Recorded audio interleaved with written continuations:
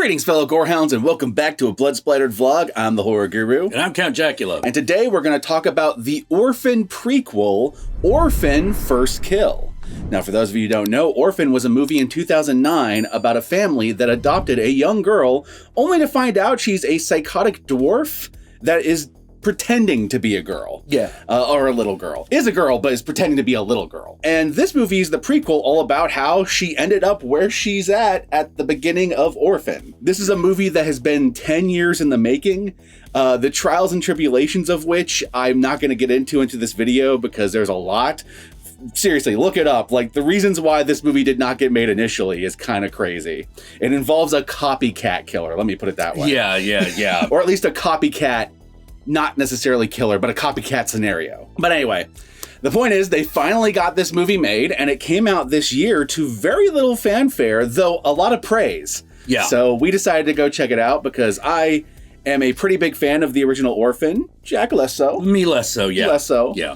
Don't get me wrong, I love it when she gets decked in the face. You know, like, to me, Orphan is a modern classic, and I think a lot of people my age will agree with that. Feel free to sound off below. So I wasn't sure how I felt about doing a prequel about the concept 10 years later, for the simple reason that, well, that actress is going to be 10 years older now. Yeah, I was like, that actress is going to be like in her 20s. Yeah. Like, how's she going to look like a 10-year-old? Well, here's the thing. She was already in her 20s when they made the first movie. Yeah, so now she looks even older. Yeah, exactly. So how's this going to fucking work? Now, thankfully, that's not as much of a problem as I thought going into this movie. Like, I don't know if it was just the makeup crew or if she just naturally still looks that young, but I was able to buy it. Like, Yeah, she doesn't look nearly as young as she does in the original. Yeah. It's fucking obvious, but they do it in such a way that if you can just buy that that's the premise, it never breaks the illusion. But it almost works in this movie's favor because this is like before she kind of figured out how to pull off the grift. Yeah. So, like, she's like, a lot of this movie is her kind of figuring out how to do the grift in the first place of pretending to be a young girl. Yeah, because she fucks up a lot in the beginning. If you're a fan of, like, true crime and these types of movies, you're going to be like, why did she do that? That was a dumb move. Well, it's because at the beginning...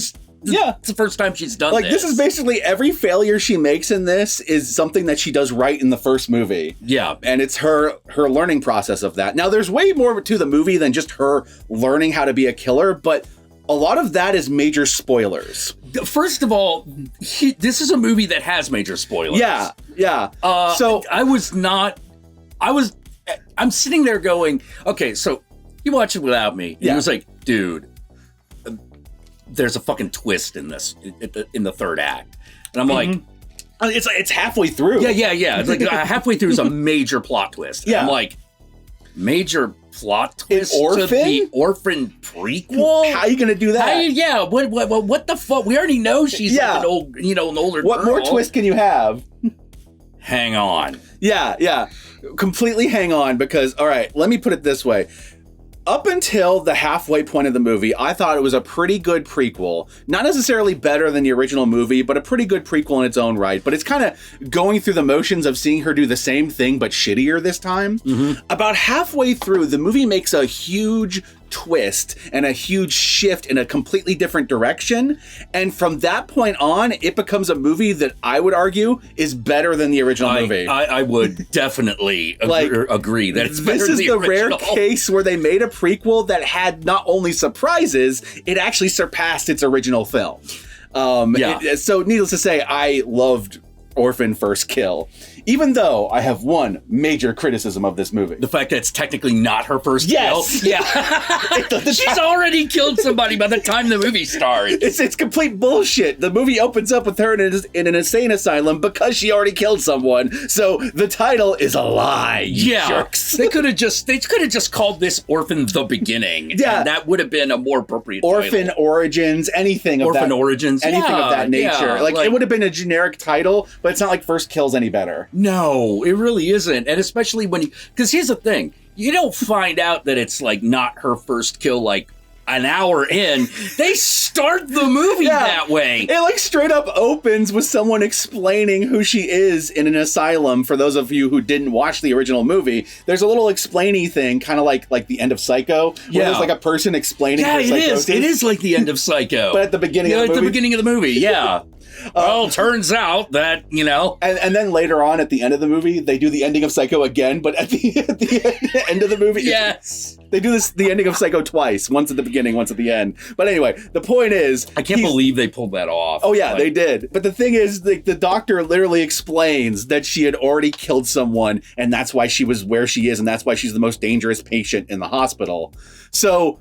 the title's a lie. That's that long and short of it. And here's the thing. If my only criticism of this movie is that it has a bad title, the movie's doing pretty well for itself. Yeah. Yeah. Yeah, because we've seen some movies with some shit-ass titles that I wish were the worst part of. It's still not as bad as, say, Karate Kid, the remake. That's probably one of the worst titles to movies. Yeah, because there's no karate. Yeah, exactly. You know? And I'm like, it's not even the same script. It's just the same story beats. Yeah, it's the same story beats, but set in a different country, China, instead of America, and with a completely different martial art, so the title makes no sense now. Yeah, and the thing is it's actually a good movie. Yeah, it's actually a pretty good movie. I would argue the Karate Kid remake's a better movie than the original Karate Kid, but it has the worst title. Because it's the wrong martial art. But anyway, Orphan, The First Kill is a great movie. It has one of my favorite turns in a movie this year, and I'm including Barbarian in that, like mid-movie turns. Yeah, I would say that it and Barbarian, they're the best. They're the best at the like mid-movie switcheroo. And this movie probably had my favorite switcheroo of all of them. Now, it only has the one switcheroo. After that one switcheroo happens, it's that movie for the rest of the movie. Yeah. So it's not like Barbarian where it switches and then it switches back and then it switches again and then... Yeah. Barbarian's got a lot more of the unexpected. Yes. This one has one big unexpected thing that happens. Mm-hmm. But it changes the whole movie. Yeah. No longer is it just the first movie over again, but shittier. And I don't mean shittier as in a bad movie. I mean shittier as in she's worse at doing it. Yeah, because she's not pulling off these tricks. It turns into a completely different movie and almost like a genre shift. Still horror. It'd be like if in the middle of a Jason movie, fucking Dracula showed up. Yeah. You'd be like, whoa, wait a minute. Yeah. You know, it reminds me of movies like From Dusk Till Dawn, where you get like halfway through and then the whole movie shifts. It's like, yeah. I mean, this has a much... Yeah. This is not as abrupt a fucking shift. It's not as much of a genre shift, whereas that's a completely separate genre. Yeah. It goes from like crime drama to fucking comedy horror movie. Yeah. You know? But there is a shift in this movie, and it does change everything going forward. Yeah, it goes from one type of thriller to a different type of thriller. And what I also like about it is the twist also retroactively fixes little criticisms I was having at the beginning of the movie. It does. You know? Yeah, because you're like, wait, that doesn't make a lot of sense. No, and by the end of it, you're like, oh. It all comes together. So if you start watching this movie and you're about like 30 minutes in and you're like, this is just the first movie over again, but it's less good than the original. I don't know how I feel about this. And keep going. It looks like it's got a lot of plot holes. Keep going. Trust me. Yeah. This movie will surprise you. Yeah, get to that hour mark. And Isabelle Fuhrman returns back as the orphan, like we said earlier, and she does a great job in this. I like that she plays the character. Like, we actually get to know who Esther is outside of her persona of the little girl she's pretending to be. Yeah, we actually watch her be who she really is. And we really get to know this character. And this movie is from her perspective as opposed to the family's perspective. So it's got a little bit more of that Maniac kind of feel where you're watching the killer figure out their machinations and how they do it. Yeah, because in the first one, we're mainly following the mom. Yeah, it's all about her. And so we don't really get to see the inner workings of Esther. There's no scenes of us watching Esther in a back room trying to pull off her grift, but there is in this movie. Yeah. It's watching her beat herself up every time she fucks up or every time she does something. Yeah. It was a good choice. And as a result of that, this is probably like a better performance than even the first movie, because in the first movie she has to pretend that she's pretending, you know, and in this movie you actually get to see like who Esther is at bottom, at her core, of who she is as a person. And I always like those kind of movies that explore fucked up psychologies like that. So it's kind of cool. I kind of there's a part of me that kind of wants them to now, like, it'd be really impractical, but to like do the Jason or the Freddy with her, where it's just sort of like, all right, we're going to do a third movie. We're gonna do a third movie, then a fourth one, then a fifth one, and just have her like constantly play this character. My only request is that if they make another movie, that it is a direct sequel as opposed to prequel. Oh, I agree. I only think she's gonna be able to pull off playing the young character so long. Yeah. So if we move forward, it's less of a problem. It'll be like, yeah, all right. Because you can do aging Esther, who can't pull off the grift as well as she used to.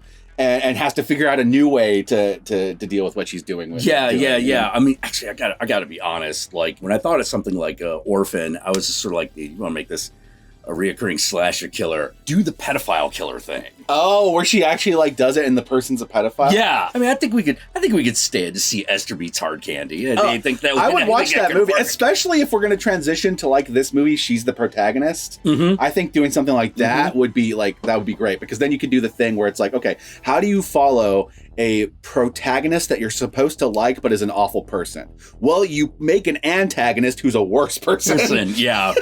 Another thing I really like about this movie is the original Orphan was just kind of a straightforward thriller with a twist. You know, it's a Damien scenario, a good child scenario. Yeah, Basic Instinct. It's one of those types of movies. It didn't really have anything it was trying to say about the world.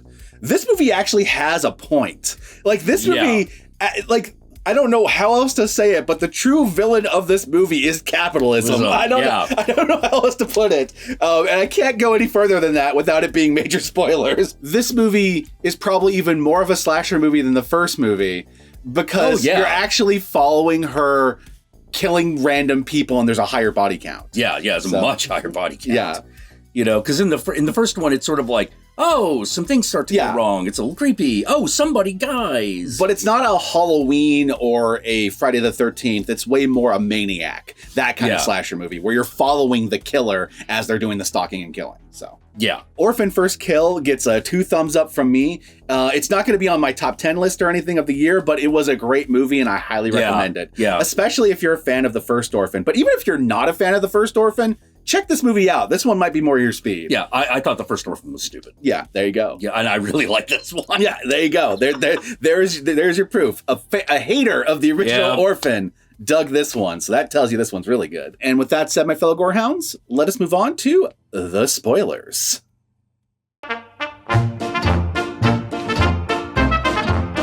Whoa. Okay.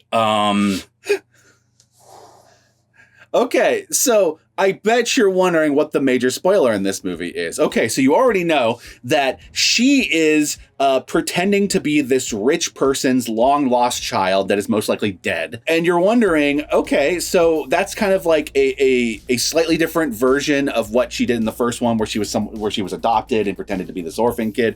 What is it that twists this movie in a completely different direction halfway through? Well, what if the mother of this family, the matriarch of the household, and the breadwinner, because she's like a fucking millionaire, what if she knew the lost child was already dead because her son killed her, and she covered up that death. She helped bury the body. And so she knows from the get-go that this girl is pretending to be their daughter, but is going through with it because having the daughter return would be great for their lucrative business and great for their public image as millionaires. Yes. And basically, once this is revealed that the mom and the son are actual, like, fucking psychopaths, like American psychopaths, they force the girl to pretend to be their daughter long beyond them knowing she's not anymore. With the only one not knowing being the father, who is the one good person in this entire scenario, because he didn't even know that that his daughter was killed by his son.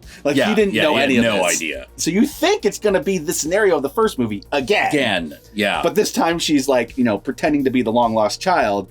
But then this happens and the entire movie shifts at that point. Now it is her being forced to play daughter, even though she doesn't want to play daughter, and being at odds with this psychotic mom who is this rich, overbearing matriarch, played by Julia Stiles, by the way, who I have not seen in a movie in a while, and she does a great job. Like, everyone's great in this. Her transition from just being like, okay, she's kind of the grieving mother, to the full-on villain of the movie is seamless. It is a fantastic transition. And it reaches the point where even though you've been following a serial killer who kills people for fun and likes to pretend to be people's children and then kill them, you start to root for Esther because of how terrible the mother is. Yeah, just how terrible the mother and the son are. Yeah. You're just like, oh. Yeah. Well, the son is one of those rich, privileged kids that it doesn't actually happen in the movie, but he's the exact kind of kid who would have raped a girl and then paid a ton of money to hide that. Yeah. Oh, totally. And then gotten away with it and then would have been Me Too'd 20 years later. Yeah. He's the exact kind of guy. Oh, yeah, totally. Fucking totally. And they really, I mean, the actor and the story really push him in. You're supposed to hate this dude. And this entire thing is the family essentially grifting America to get the love and praise and the donations for their foundations that they've set up as tax reliefs. And the grifter gets grifted. And weirdly enough, the grifter gets grifted in a way that makes you root for the original grifter. Yeah. By the end of this, you're like, no, burn that shit down. Everything needs to be burnt down. Smash the capitalist system. Smash the state, man. Yeah. Oh my God. It's a lot of fun. It's a lot of fun. And once it becomes that cat and mouse game and it becomes a completely different movie, it elevates everything. Well, yeah, it goes from being like the original Orphan, and then it turns into Knives Out. Yeah. And it also leads to a whole, in the beginning of the movie, there's a lot of okay, I understand that she's supposed to be a couple years older, but because this actually is supposed to be your lost daughter, and it's not like it was 18 years later. Right. It's more like 6. Yeah. I feel like you should be more aware of the changes and the differences than some of the family members are acting. And it seemed like for a while the mom was in denial. Yeah. But then when the twist happens, you're like, oh no, she's not in denial. She's literally trying to play this game.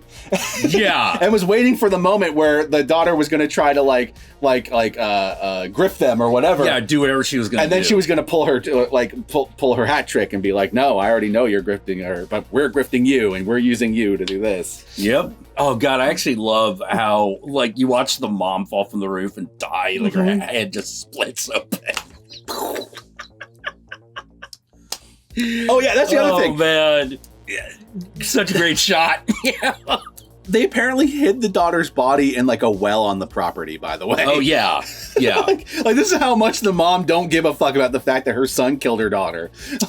Yep. And the fact that she apparently only loves her son because anytime something happens to the son, she seems to genuinely feel grief, but doesn't give two shits about her dead daughter. No, it's not at all. It's favorites taken to the worst extreme, but that's a great example of a matriarch who still kind of perpetuates a patriarchal system. Oh yeah, in a weird way. Yeah. But anyway, I really dug Orphan First Kill. I highly recommend it, even if the title is bullshit. You hear me, filmmakers? I know you're out there watching this video. If you're watching this video, the title is bullshit, but I love your movie. And with that said, do you have any final thoughts? Hey, man. Look, follow me on Twitter, Counting Jack. Follow me on Twitch, Count_Jackula. And follow me on Instagram, Satanic Jack. Love to see you. How about you?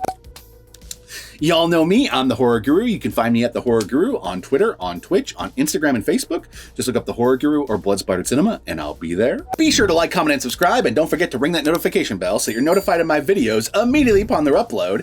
And if you'd like to help out either of us more directly, be sure to check out our Patreon pages. And remember, if you decide to go the Patreon route, even $1 a month can go a long way. And believe you me, we could use those Patreon donations given recent events in our lives, so feel free to go check that out. Yeah. Please. If you're like, hey, I'd like to help out, hey, it's never too late. Yeah. You can do it now. Yeah. We could even wait. Thank you if you went and donated during that period of time. Thank you again. And if you made it this far into the vlog, then I want you to comment below, and be sure to comment below using the hashtag. How about what a twist? Hashtag what a twist. If you made it this far into the vlog, then I want you to comment below, and be sure to comment below using the hashtag what a twist.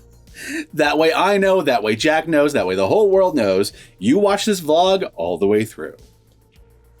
And with that said, my fellow Gorehounds, maybe we'll record another vlog in a minute. I don't know. We'll see. Peace out, and I'll talk to you later. We'll get this just these problems under control first.